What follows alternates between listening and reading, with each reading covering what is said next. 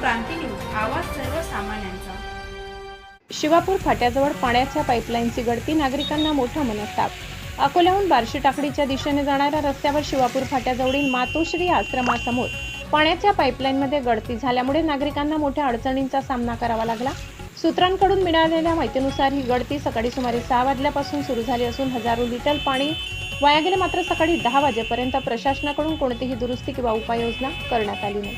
त्यामुळे रस्त्यावर पाणी साचल्याने दुचाकीस्वार, शाळा कॉलेजचे विद्यार्थी, शासकीय कर्मचाऱ्यांना ये-जा करताना मोठा त्रास सहन करावा लागला।